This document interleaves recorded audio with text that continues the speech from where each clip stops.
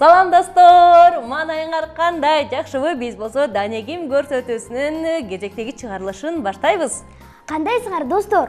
Жаз келип, эшикте күн жылып, жырга эле калдык, Нуржанжы. Ооба, туура айтасың, Раяна. Эшиктеги кар аралаш жаан жаган эске албаганда, эшикте аба ырайы сонун жаздын келиши байкалып турат. Дем алганда жана ошондой эле эртең менен турганда чымчуктардын сайраганын кандай сонун болуп билинип турат да.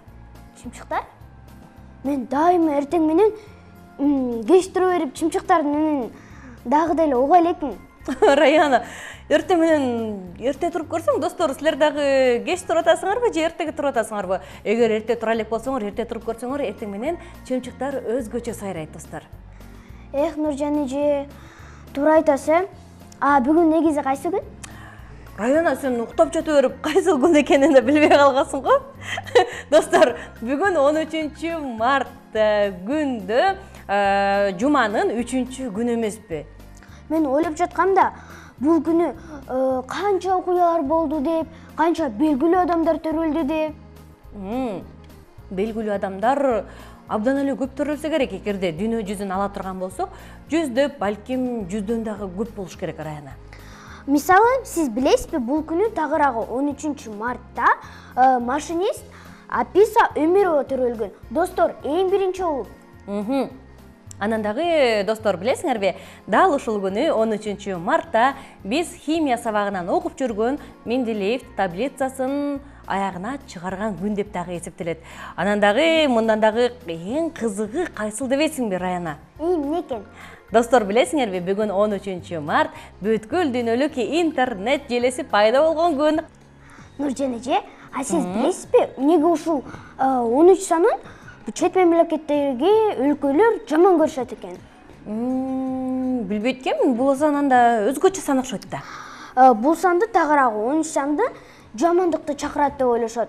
Саякатка чыкканда элдер 13 күнү саякатка чыгышпайт экен. Себеби бул күнү ийгиликсиз болуп өтөт деп ишенишет экен. 13 саны демек ийгиликсиздикти алып келет деп ойлошот экен да. Анан дагы, достор, билесиңерби, бул санды чет өлкөдөгү мейманканаларда дагы лифтер бар го, ал жакта дагы 12 деген дагы сан жок экен. Ал жактан 13 деген сан жок экен. Такта кечиресиздер, 12 сандан кийин эле 14 деген санды жазып коюшат экен. Ал эми айрым жерлерде болсо 12 деп туруп, андан кийин 12 кошулган 1 деп жазышат экен. Нуржан эже, ал эчтеке эмес. Мисалы, кино же театрларда 13 саны так эле жок болот экен да. Эмнеге ошончолук коркушат, Абдан эле таң калыштуу экен ал жактан 13 сандан. Буга чейин, достор, эмне үчүн коркот деген суроого келгенде, буга чейин бул күндөрү көптөгөн жаман окуялар жана ошондой эле согуштар дагы болгон экен. Ошол себептен бул 13 саны бактысыздыкты алып келет деп ишенишет экен. Негизи, достор, бул өзү 13 саны жөнөкөй эле күндөрдүн бири болуп эсептелет. Силер да жамандыкты келтирет деп ишене албагыла, Ооба, туура айтасың. Негизи эле, достор, 13 саны эч кандай жамандыкты алып келбейт. Бул жөн гана ишеним. Ар бир күнү эртең менен турганда өзүңөр сонун маанайда ойгонуп, анан бүгүнкү күнүбүз жакшы өтөт деген мотивация менен ойгонсоңор эле, сөзсүз түрдө ал күн жакшы гана нерселерди алып келет. Андай жакшы маанай менен кийинки түрмөккө өтпөйлүбү? Албетте, өтөлү кийинки түрмөккө. Анда кийинки түрмөгүбүз эмне үчүн деп аталат. Бул түрмөктөн эмне тууралуу айтып беребиз деп ойлоп жатсаңар, достор, бул түрмөктөн биз балыктар тууралуу сонун маалымат беребиз. Кызык болуп кетти, анда чогуу көрөлүчү, Көрөлү.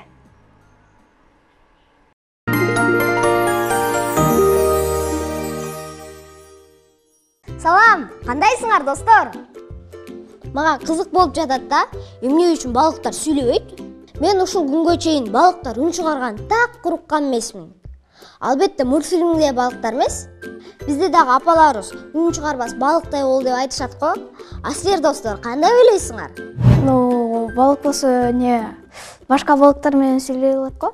Балыктар деле сүйлөшөт. Алар деген мындай оозун ачкан кезде бир аз пузириктер да чыгат го, тоголок суунун ичинде. Ошол деген сүйлөп аткан кези болот да. Алар деген бизде эле сүйлөшөт болуш керек. Кандайсың, жакшы, эмне кылтасың дегендей эле, кандай тамак жедиң дегендей эле. Тамак жөнүндө сүйлөшөт деп ойлойм. Микрофон коюп коет.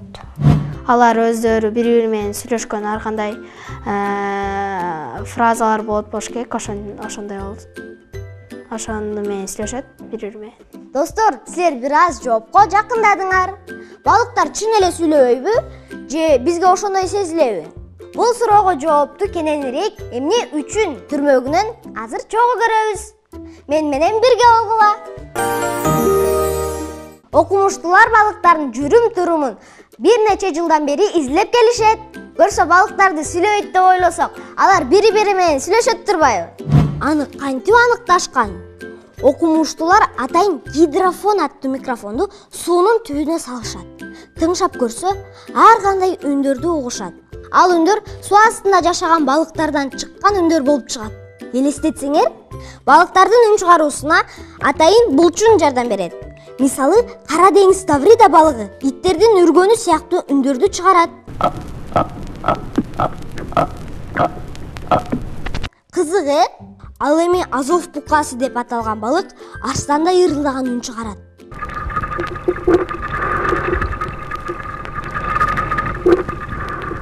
Кефаль балыгы аттын басып бараткандай үндү чыгарса, биз апабызды жакшы көрүп кеткенде бетинен "на" деп өбүп коебуз го.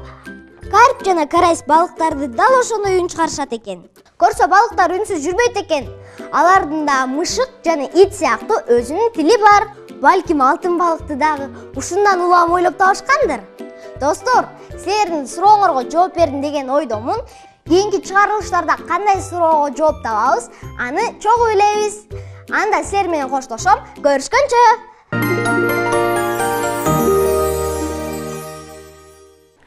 Достор, мынакей сонун маалыматтарды угуп алдык. Эсиңерге түйүп калган анткени себеби бизде алдыда оюн ойнотулат. Ошол оюнда дал ушул эмне үчүн түрмөгүнөн дагы суроолорду беребиз. Ал эми эмне үчүн түрмөгүндөгү маалыматтарды бизге досторубуз айтып бергичекте биздин студиябызга жылдыздуу конокторубуз келип калды. Анда келгиле чогуу таанышалы. Бүгүн бизде мейманда Intellect School мектебинин окуучулары жана ошондой эле мугалими бүгүн бизде мейманда. Мугалимибиз Жазгүл Эрмекбек кызы. Саламатсызбы? Жана ошондой эле окуучулары Максытова Жаңыл, Туратов Алихан, Камчыбеков Бектур, Кеңешбекова Айгерим, Керимов Умар жана ошондой эле Темиркулов Эмир. Саламатсыңарбы? Кандай келип алдыңар? Саламатсызбы? Бизге кандай жаңылык менен келдиңер? Биринчи ушундан баштайлы. Биздин досторубуз дагы абдан көп досторубуз келиптир. Жана алдыларында мындай болгон кубоктор турат. Эмне болгон кубоктор экен деп кызыгып калса керек. Келиңиз, анда эжеден баштайлы. Саламатсыздарбы? Да бир жолу бардык көрүүчүлөргө. Биз ошо Intellect окутуу борборунун Жал филиалынан келдик. Intellect Жал.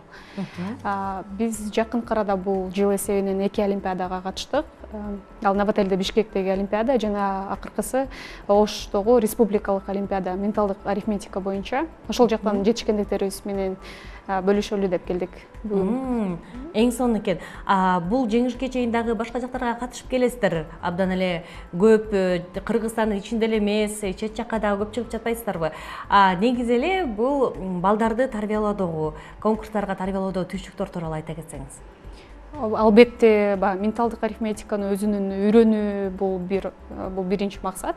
Андан тышкары олимпиадага даярдыктар баягы андан 2-3 эсе дагы эмгекти талап кылат. Жөнөкөй эле тренировкадан тышкары 2-3 саат, балким андан дагы көп ошо категориясына жараша эмгек талап кылат тренировка. Ошон үчүн бул да аябай чоң бир эмгек. Достор, анда кичинекей досторубузга келеличи. Олимпиадага барып келиптирсиңер, ийгиликтүү барып келиптирсиңер, азаматсыңар, куттуктайбыз жеңишиңер менен.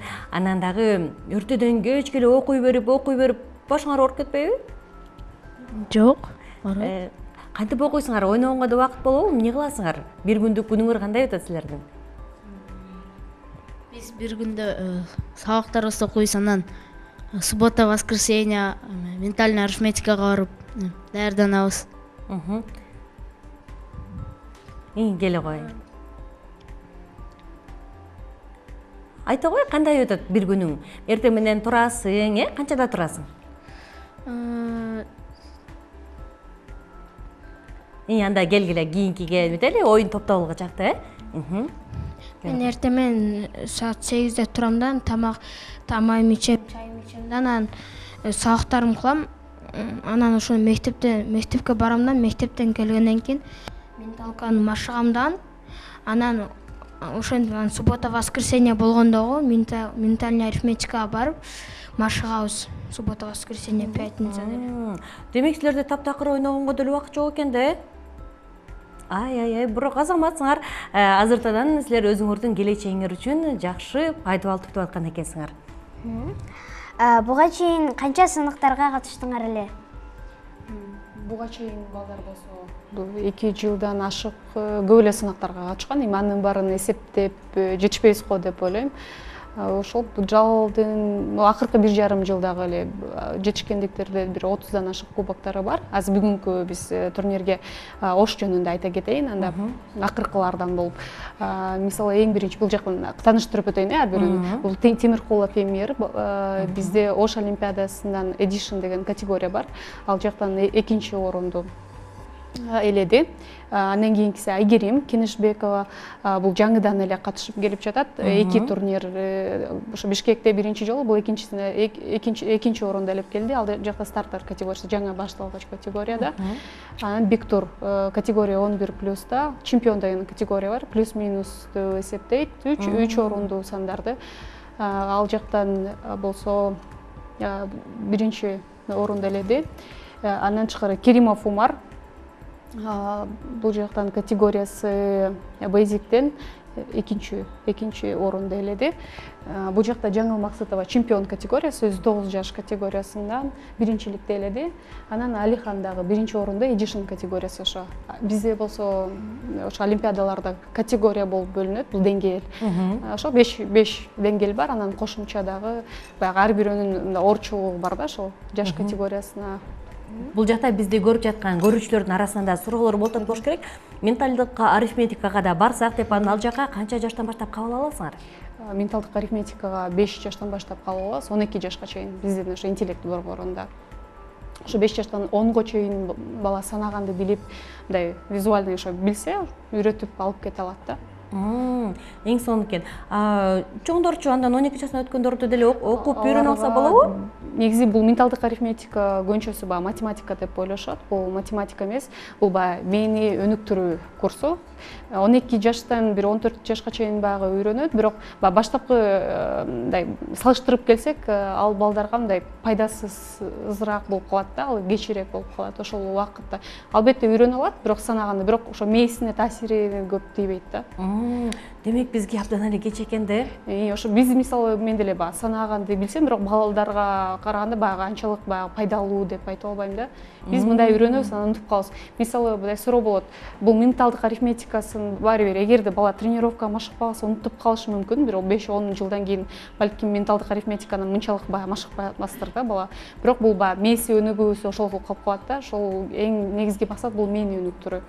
Анан бул кошуу жана кемитүү бул кошумчу бонус катары эле үйрөнбөсө, ошо менталдык арифметика максаты ошо мээсин өнүктүрүү, эс тутумун жакшыртат да. Сонун экен. Достор, силер дагы телевизордон көп эле көрүп жүрөт болушуңар керек. Менталдык арифметикадан канчалык чоң сандардын бардыгын берсе дагы, ошол эле заматта бул калькулятордон дагы биринчи чыгарып жүрүшпөйбү эсептерди. Анда келгиле биз дагы ушундай кылып көрбөйлү, кандай десиңер достор? Макулсуңарбы? Келгиле анда достор, мен бул жактан деген телефонумду алып чыгайын дагы. Күйгүзүп, бул жакта мен калькуляторго кирейин. Анан силерге сандарды берип баштайлы достор. Ана чогуу анда көрөлү. Кеттик, анда биринчи сан 345 кошулган 770. 1115. Достор, ооба, 1115. Эң сонун. Ал эми экинчи кийинки санды Раян айтсын, 122 кошуп 538. 660. Сонун. 660. 221 кошу 141. Мына Раяна бул кагазды алып туруп биздин досторго көргөзчү гана. Эмир айтсаңы жок. 362. Ана 221 дегенбиз кошулган 141. Канча деп айттык? 362. Ооба, 362. Эң сонун Раяна гана ананда кийинки сандарды айт. Бага көрсөтүп айталы. 50 кошу 75. Эң бардыгын тең чок айтат экенбиз гана Раяна. 50 кошу 75, кошу 91, кошу 12, кошу 28, кошу 69, кошу 53, кошу 88, кошу 46, кошу 11. 523. Ана мен жетишпей калдым го. 523 дедик, Ооба. Мына достор, бул жактагы сандардын бардыгы тең кошуш керек болчу. Анан эсептеп келгенде биздин досторубуз туп-туура эсептеп беришти. Азаматсыңар достор. Эң сонун. Дагы да улантабызбы? Же маяк кылып туруп анан кайра уланталам да, Келгиле. Анда маегибизди уланталы. Кийинки биздин сурообуз негизи эле бардык эле окуучулардын бардыгы тең келгенде менталдык арифметиканы алып кете алышабы, же арасынан ушул кызыктар болгондор, балким таланты болгондор гана алып кете алабы? Бул жактан баягы менталдык арифметика таланты бар бала алып кетет деп айта албайм, анткени бул жакта 1% балким шык деп деле айтпайм. Бул 99% талант эмгекти талап кылат да. Анткени бул көбүнчөсү баягы ойлошот да, бир баланы мисалы ошол эле шоуго чыкканда баары ойлойт, бул гений болуп төрөлүптүр депчи. Бул нерседен абдан алыспыз, анткени биз билебиз канча деген эмгек бул тренировкадан келет да, бул нерсе. Бардык бала үйрөнүп кетет деп айта алам, бирок арасынан баягы буга эмгек талап кылат да. Эгер баягы жалкоолонбосо, ошончолук тренировка кылса, жыйынтыкка балким ошо канчалык деңгээлде машыкса, ошончолук деңгээлге баягы жыйынтык көрө алат да. Бардык бала үйрөнө алат, бирок ошончолук баягы деңгээлге жете алабы, аны айта албайм.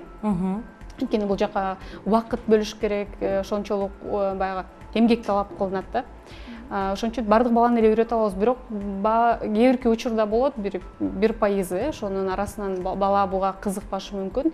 Кээ бир балдар кызыкпай келип туруп анан кызыгып кетет, кээ бир бала такыр кызыкпашы мүмкүн. Бирок ал учурда биз ата-энелерге айтабыз, балким башка иримдерге алып барып көрөсүз, балким таланты башка жакта, балким бир футболист чыгабы, билбейм, башка бир нерсеге кызыгуусу бар.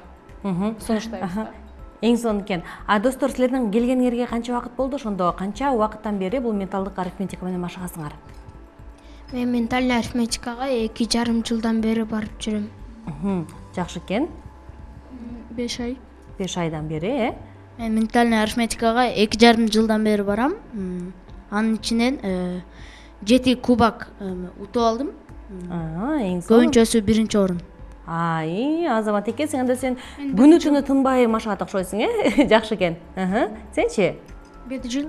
1 жыл болду, келип жатканыңа. Канча кубок алдың? 3. Азаматсың. Келе кой, бул жака микрофонду узаталы дагы, кийинки досторубузду угалы. 2 жыл. 2 жыл болду,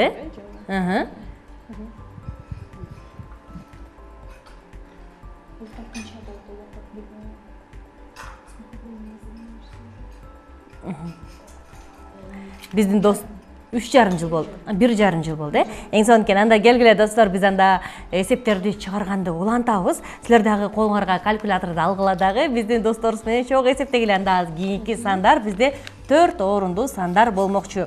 Азыр деген 4 орундуу сандарды бул жактан алып чыгабыз дагы. Анан досторубуз менен оюнду баштайбыз. Бул жааники чыгарган эсептер экен. Мына 4 орундуу сандар бул жак экен. Раяна камерага көргөзүп турса, мен болсом калькулятор менен акырын эсептей койсом, 2143 кошу 4344 кошу 1224 кошу 3455.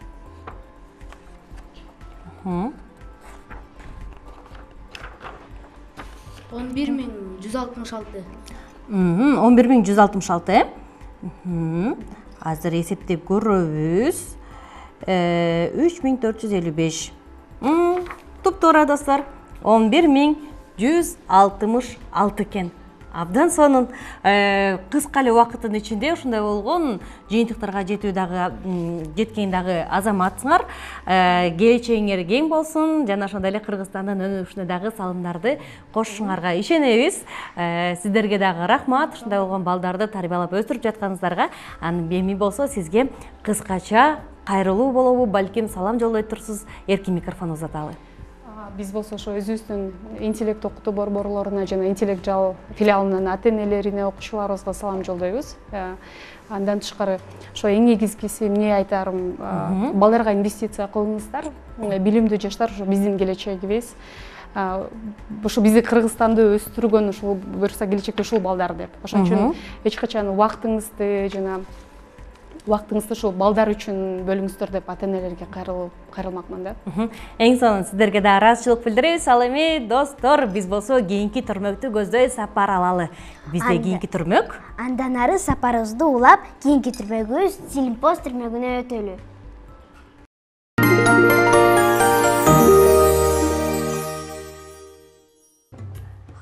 Айбеке Актоолду экен, дайым эле кечип келе берет. Азыр кезде сабак жазабыз деп айтпадым беле? Салам Бакбол. Салам Айбеке, сага эмне болду? Манайың жок. Бүгүн мектептен бир иш кылдым. Эмне иш? Аябай туура эмес кылдым окшойт деп ойлоп жатам. Айта бер, кулак сенде. Мектеп окуучулар арасында бир сынак болот. Ошого мен жазылып алдым. Ал жакшы эмеспи? Тескерисинче сүйүн да кайгырбай. Жок, кеп андай эмес. Класс жетекчибиз колдун өрчүлүк боюнча бир сынак болот. Ошого Айдай катышсын деп курбумду айтып жатпайбы? Ал бүгүн сабакка келген эмес да. Анан Айдай сынакка катышканга кызыкпайт. Ал катышпай эле койсун десем, эжеманда сен катышасың деп мени жаза салбадыбы? Түшүнүктүү. Демек сен сыртынан тоң бычкан экенсиң да. Апи, сыртынан тоң бучуу деген эмеси? Кел андан көрөк биринчи досторубуздан сурап көрөлү. Макул. Сыртынан тон бычуу. Адамды сыртынан карап, мен ичинен канткен адам түшүнөм. Жооп бере электе эле бирөө деген анын маселесин чечип коет. Өзү сүйлөп коет. Өзүнүн жакшы жагын көрсөткөн ушундай түшүнөм. Обой бар чөптү атканда еще раз обой. Сыртынан тонду деген мен бир нерсени кечип бычканды түшүнүп атам. Билбейм алар. Сыртынан тон бычуу бирөөнүн көзү жокто аны катыштырбай туруп эле өзү чечип коюу же бир нерсеге милдеттүү кылып коюу дегенди билдирет. Маселен, кызык, мен жөнүндө эч нерсе билбесе анан сыртыман тон бычып жүргөнүнө жол болсун десек, кимдир бирөө сен жөнүндө билбей туруп жооп берип жатканын түшүнө алабыз. Канабалдар айтып көргүлөчү, сыртынан тон бычуу деген эмне экен? Кийим тигүү, бирөөнүн көзү жокто өзү эле чечип коюу, өнөрлүү адам.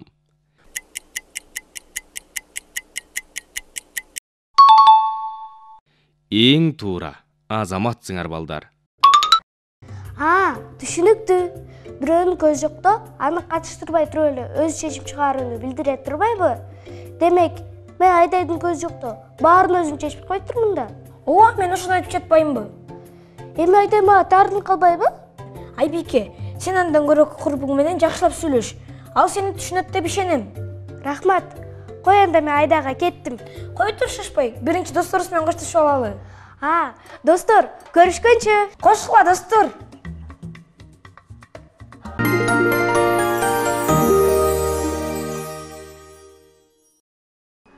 Нуржан эже, азыр Силимпозду чоо көрбөйлүбү?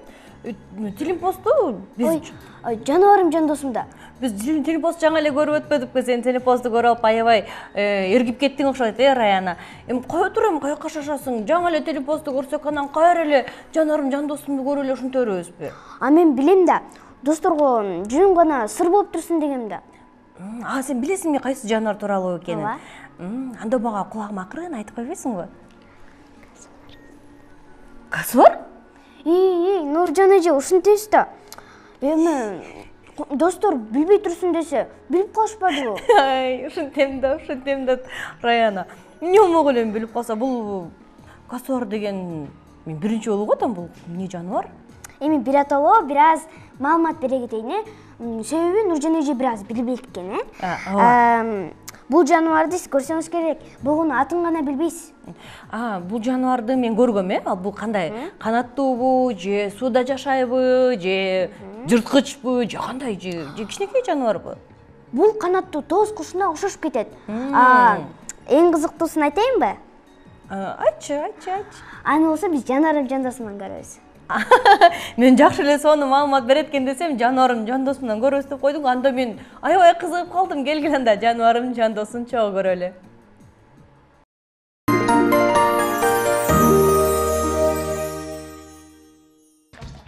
Достор, кандайсыңар? Мамайыңар жакшыбы? Мен силерге бүгүн казыбар деген жаныбар жөнүндө айтып берем. Казыбар сөзү малай тилинен келип чыккан.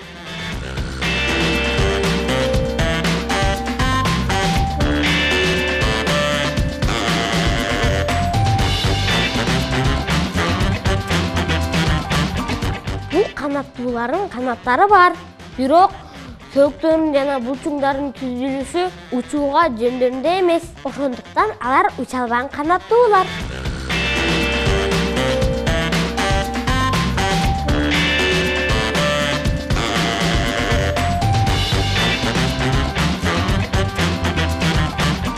Учабаган менен алар сууда мыкты сүзүшөт. Бул канаттуулар төөк куш же эмудан бир аз кичине, салмагы 50-80 килограмм. Биологдор казыбарларды дүйнөдөгү эң коркунучтуу канаттуу деп аташат. Австралияда бул канаттуулар жашаган жерлерде коркунуч жөнүндө эскерткен жазуулар бар. Алар Жаңы Гвинеяда, Түндүк Австралияда жана алардын ортосундагы аралдарда жашаган чоң канаттуу. Көбүнчө алар уялчак жана жалгыз болушат. Бирок коркутуп үркүткөндө алар агрессивдүү болуп, башы буттары менен күчтүү соккуларды жасашат. Эң коркунуч курал алардын ортоңку манжасындагы узундугу 12 сантиметрге чейин жеткен курч тырмактар. Алар негизинен өздөрү жашаган тропикалык токойлордо жерге түшкөн мөмө жемиштер менен азыктанышат. Күнүгө 6 килограммга чейин жемиш жейт. Кээ бир учурларда алар кемирүүчүлөргө, үлүлдөр жана кескелдириктерге да кол салышат. Бул куштун башындагы туулга 17 сантиметрге чейин жетет. Ал канаттуулардын көрүсү мыкты. Жана алар сонун унугат. Алар абада да, сууда да үндөрдү жакшы кабыл алышат. Алардын негизги душмандарынын бири адам. Бул канаттуунун дени сак жана даамдуу эт бар. Ал адамдарды өзүнө тартат. Алардын коот жүнү кийимдерди тигүү үчүн, ал эми узун жана күчтүү тырмактарды ритуалдык шаймандар үчүн колдонулат. Болжол менен алар 40-60 жылга чейин жашашат. Биздин Instagram баракчабызга катталгыла, лайк баскыла. Казыбарлар жөнүндө маалымат жакты деп ойлойм. Жакшы калгыла.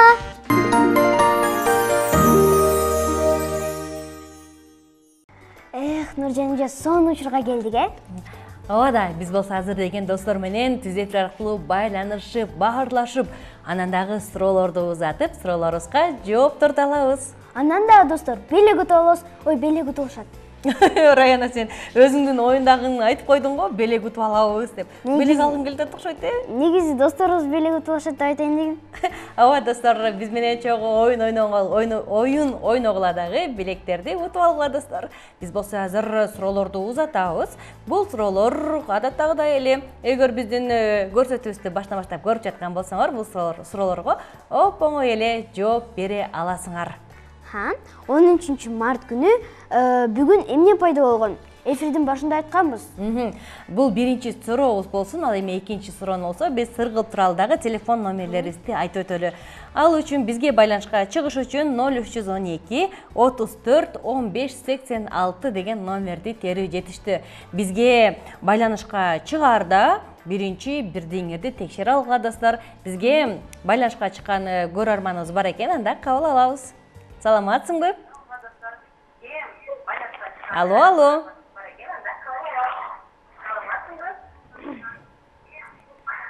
Кел, сыналгынын үнүн азайтып коебуз, Макул. Андай, атың ким? Кел, таанышалы. Таанышалы, атың ким? Захима. Захима? Жасмина. Жасмина, бизге каяктан байланышка чыгып жатасың, Жасмина?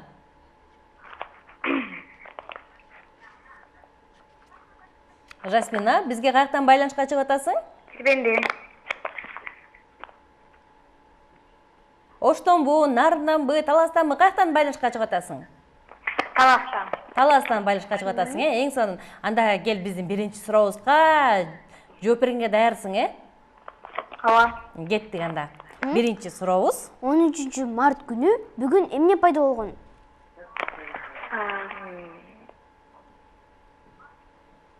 Эмне пайда болгон? Баарыбызга жаккан Гүлдү. күн. Жок, биз эфирдин башында бул тууралуу айтып өттүк эле. Бүгүн эмне күн экенин, эмне пайда болгон экенин айтып өттүк эле. Бул баарыбыз үчүн жагымдуу, баарыбызга жагат. Не болушу мүмкүн? Гүлдү. Гүл.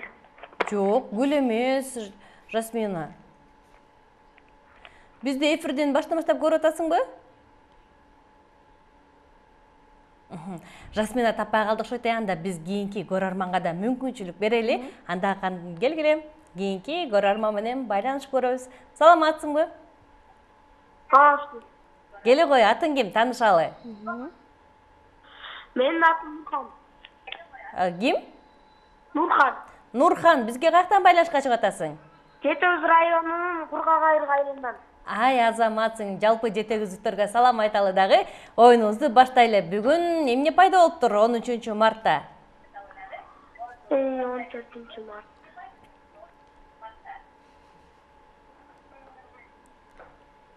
Эмне пайда болуптур бүгүн? Суралсам болот. Кимден сурайсың? Апамдан. Жаным десе.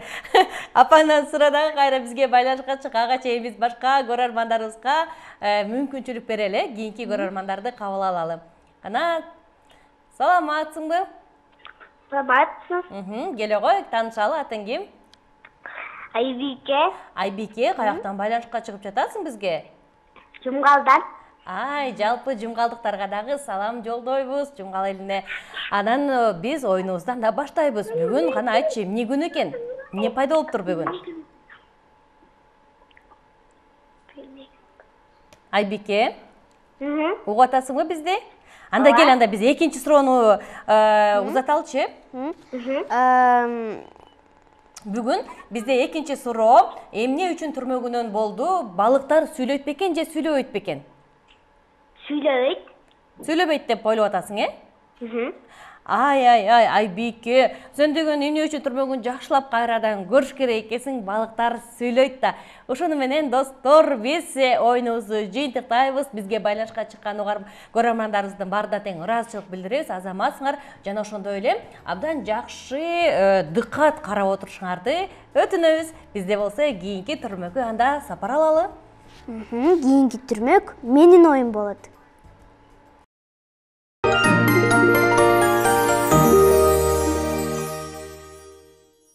Ассаламу алейкум. Ассаламу алейкум. Кандайсың, досум? Жакшы. Ден соолук жакшыбы? Жакшы. Иштер болуп атат? Болуп атат, жакшы эле. Саламатсыңбы? Жакшы. Ден соолугуң жакшы жүрөбү? Ооба. Ассаламу алейкум, досум. Кандайсың? Жакшы. Каяктан? Ычырап. Үйүндө? Үйүң каякта? Балыкчыда. Балыкчыдан бери келдиңби? Сен мага чалып койсоң, айтып койсоң, Бишкектин кире беришинде эле күтүп турмакмын да. Балыкчыдан конок келет деле деп. Эмне кылып ден соолукту карап атасың? Баламды карап, эжекемди карап. Кайсы балаңды? Элима.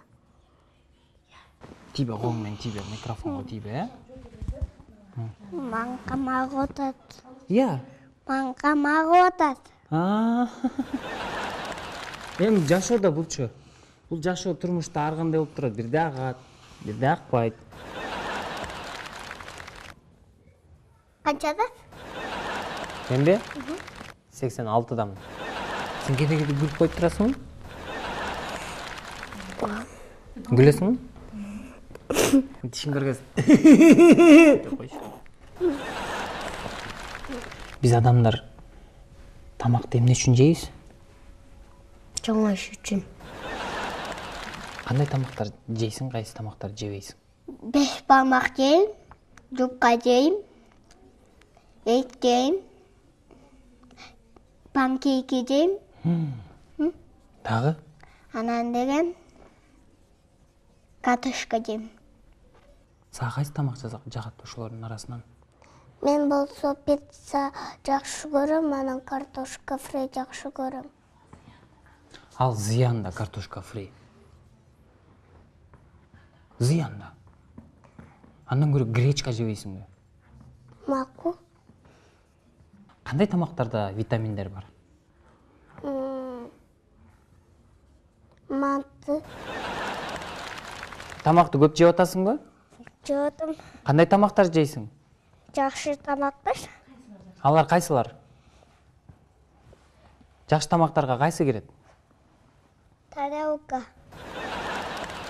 Менин иштешине пайдалуу тамактар айтып берчи. Морковка, огурцы, помидор, перец. Жаңгак аябай пайдалуу. Зыяндуу тамактарчы? Китайдагы нерселердин бар. Зыян тамак. Диета деген эмне? Диета тамак жеп эле, кичине суу иче эле. Эмне үчүн аны ичет адамдар? Алктаган үчүн. Кыргыздын улуттук тамактары кайсылар? Кыргыздыкы? Борзок, корот, шорпа. Бул биздин улуттук тамактарыбыз, э? Дагы ит дейт. Эт. Азаш кеттим айтканга. Кудай сакта. Ит жейбиз го деп кыргыздар ит жеп атабыз го деп жүрөмүшүп кетпеби? Итти деген багат да, э? Ооба.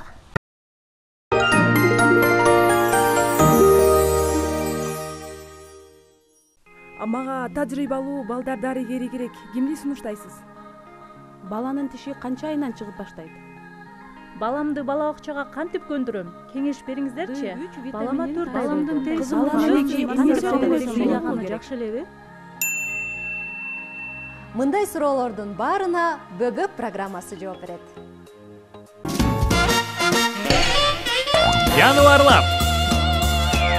Өсүмдүктөр дүйнөсү.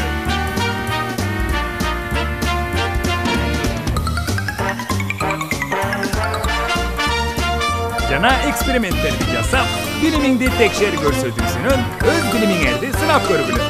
Иш күндөрү Баластан телеканалынан саат 8:40 көрө аласыңар.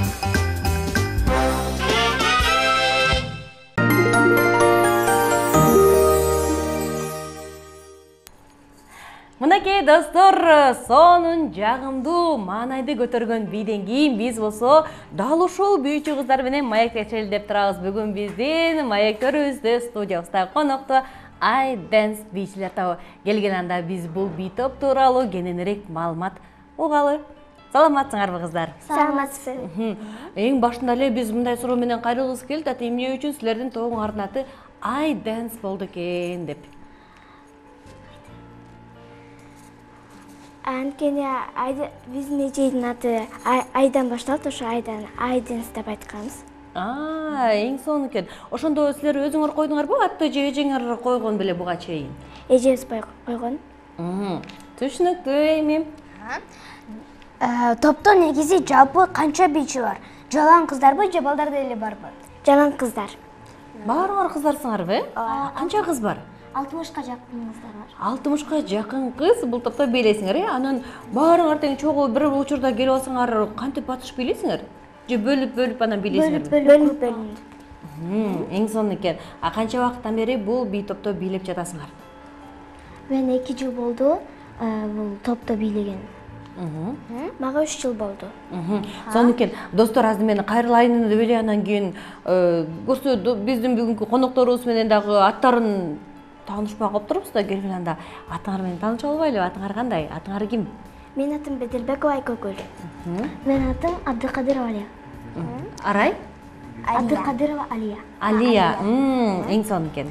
катышып жүргөн сынактарыңар тууралуу айтып берсеңер. Биз деген катышып жүргөн сынактарыбыз Сейтекке барып бийлегенбиз, аяктан да биринчи орунду алганбыз. Дагы көп жеңиштерди алып келатабыз. Гран-прини алып келгенбиз. Бул Кыргызстандын ичинде? Чет өлкөлөргө да барып бийлеп келдиңерби? Жок, бара элек. Сахнада бийлеп жатканда ар бир эле бийчиде кызыктуу учурлар болобу? Эми анча-мынча болуп турат.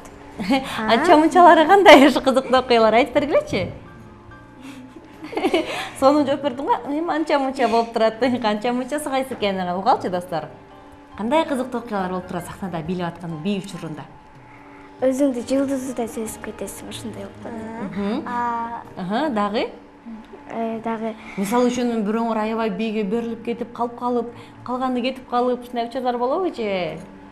Кээде болуп калат. Кээде болуп калат, Силер бул эле бийди бийлесиңер же дагы башка бийлерди бийлесиңер? Дагы башкаларды. Дагы биз көп эл аралык бийлерибиз бар, ошонун баарын бийлейбиз. Кайсы бийлер болду экен?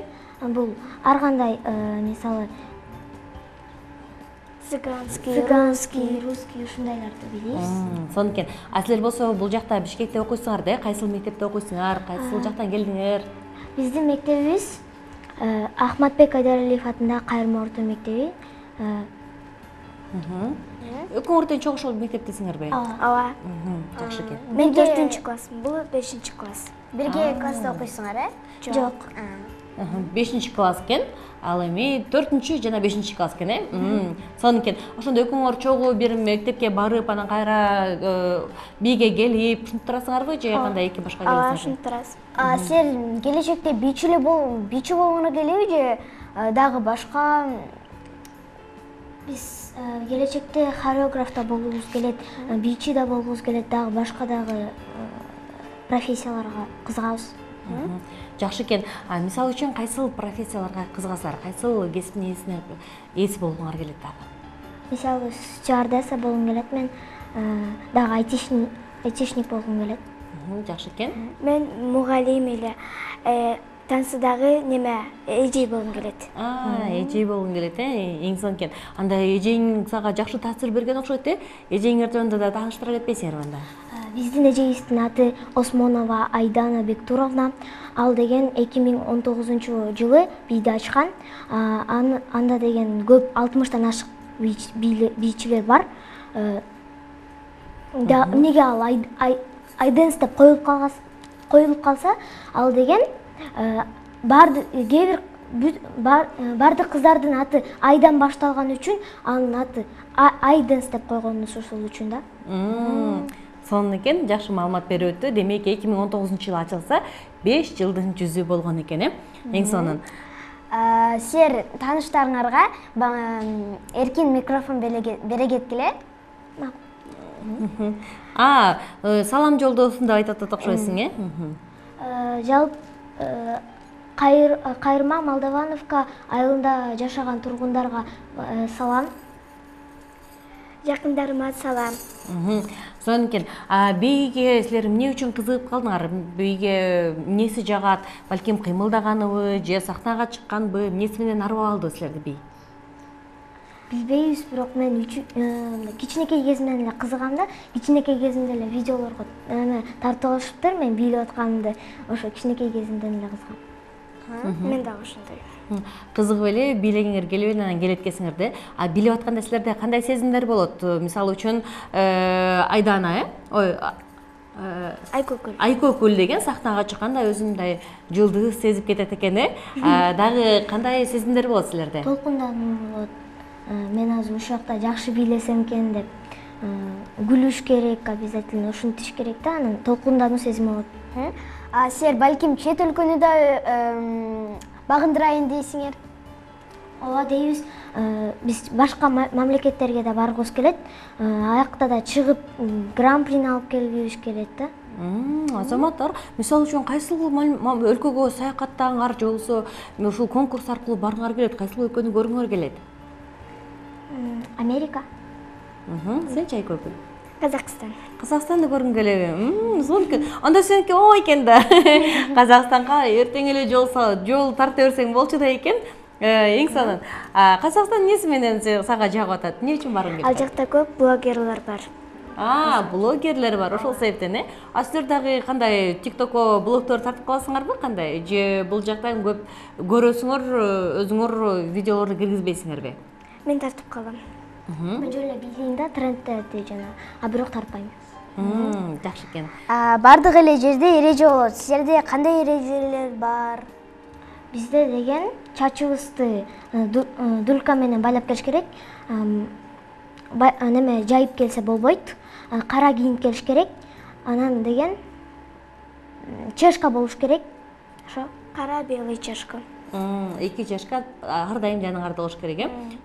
Анан Айкөкүл деген видеолорду тартып, TikTokко да киргизип калып турбайбы? Өзүң блогер да болгуң келет турбайбы демек, э? Кайсыл блогерди көбүрөөк баалайсың? Four Girls деген. Four Girls, э? Казакстандан болсо сага дагы жаштардын баардыгына жаккан эле хамяк жагат болуш керек. Таап алдым, э?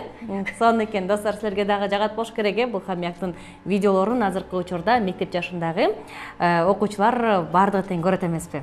Ооба. Сен да көрөсүңбү? Ооба. Жакшы экен. Мектепте окууңар кантип атат, силер бийлеп атсаңар? Жакшы эле. Мектепте деген жакшы эле болот. Би деген мектепке тийишпей, неметпейт, тоскоолдук жаратпайт. Ал суббота, воскресеньеде ушундай болот да би. Дем алыш күндөрү болот. Силер бийлеп мектепке да жетишесиңерби ошондо? Ооба, жетишебиз. Жакшы экен, анан дагы негизи бийчилерде мындай деген айтылат да, баардык жакта теңчи. Бийчилер деген ар дайым өзүн карап жүрүш керек, өзүнө камкордук кылыш керек, анан дагы азыраак тамак жеш керек дешет го. Ошондойбу? Ошондо диета кармайсыңарбы? Ооба, кармаш керек. Тамак жөңөр кирип кетсечи, эмне кыласыңар мындай учурда? Бир аз жеп коебуз да. Мына бир аз жеп коюшат экен, достор, көрдүңөрбү? Силерге азаматсыңар, ийгиликтерди каалайбыз. Өзүңөр баргыңар келип аткан Казакстанга, Америкага барып, жакшы орундарды багындырып, Кыргыздын атагын далайга чыгара бергиле. Көрсөтүүбүздүн башында эрте менен эрте туруп, чунчуктардын үндөрүн сайрап, жаратылышка жакын болууга дегибиз келет. Ал эми жаратылышка жакын болуш үчүн дагы эмне кылыш керек? Жаратылышка жакын болуш үчүн жаратылышты тазалаш керек, жаратылышты таза кармаш керек, жаратылышты коргош керек. Албетте, Райна туура айтат, достор. Эгерде силер дагы жаратылышка жакын болгуңар келсе, чымчыктардын үн сайраганын уккуңар келсе, анда эрте тургула дагы сөзсүз түрдө жаратылышты таза кармаган экен. Себеби жакын жазында чөптөрдүн башы кылтыйып, ал жакта турган жаратылышта турган таштандыларды дагы чөптөр сүйбөй калат эмеспи? Анан сөзсүз түрдө таштандыны баары тазаласак, чөптөр дагы бизге жапжашыл болуп чыгып, гүлдөр дагы жаркырап, бизге өздөрүнүн пайдасын гана тийгизет, достор. Ал эми бүгүн болсо биз башында достор көп таппай калды. Бүгүн дал ушул биз сүйгөн интернет пайда болгон күн деп дагы айттык. Ал эми достор, билесиңерби, бүгүн Данегим көрсөтүүсүнүн 253-чү чыгарылышы болду. 253? Билбегенден да аябай көп чыгып турса? Ооба. Ошондо бүгүнкү эфир менен 254 болот да, э? Ооба, бүгүнкү эфирди кошкондо 254-чү эфир болуп калды, достор. Достор, эртеңки 255-эфирге чейин кош кыла.